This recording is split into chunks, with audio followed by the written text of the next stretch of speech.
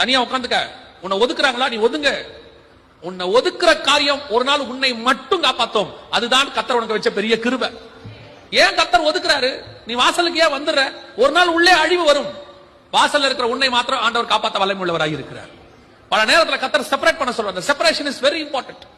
உங்க ஆவிக்குரிய வாழ்க்கையில இருக்கட்டும், உங்களுடைய ஊழிய பாதையா இருக்கட்டும், உங்களை நிறைய பேர் பாவம் செய்யறவனோட நீ சேரக்கூடாது. சேரக்கூடாதுன்னா அவனை பார்க்கவே கூடாது, பேசவே கூடாது. இல்ல, தேவையான விஷயத்துக்கு போகணும், வந்துடணும். தேவை முடிஞ்ச உடனே வந்துடணும். வந்துட்டு மத்த நேரத்துல போய் உட்காந்து அவங்களோட உட்காந்து அரட்டை அடிக்கிறது, எல்லா வேலையும் பண்றது. அப்புறம் அவன் பண்ற ஜோக்கில் நம்மளும் ரெண்டு சேர்ந்துக்கிறது. நம்ம அங்க பேச மாட்டோம், அதை கொண்டு வந்து நம்ம இங்க பேசுவோம். நான் ஒரு இடத்துக்கு போனேன்னா அவங்க ஒரு ஜோக் சொன்னாங்களா, அப்படி வந்து எங்க சொல்லிட்டு இருப்பான்? வீட்டுல சொல்லுவாங்க, சர்ச்சில் சொல்லுவான். பிசாசு பார்த்தான், அவனை விட இவன் தான்டா நம்மாளு.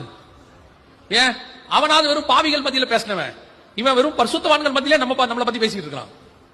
இன்னைக்கு அதுதான் நடக்குது. ஏன் என்னால ஜெயிக்க முடியல? நீ நடுவுல போய் உட்காந்துக்கிற. கொஞ்சம் உன்னை செப்பரேட் பண்ணு. அந்த செப்பரேட் பண்ணும்போது நீ சில காரியங்களை உலக பிரகாரமா இழக்கத்தான் நேரிடும். சில மாம்ச சந்தோஷங்களை இழக்க வேண்டி வரும். நீ அதை இழந்து பாருங்க. ஒரு நாள் வரும், கர்த்தர் உங்களை மாத்திரம் உயர்த்துறதை நீங்கள் காண்பீர்கள்.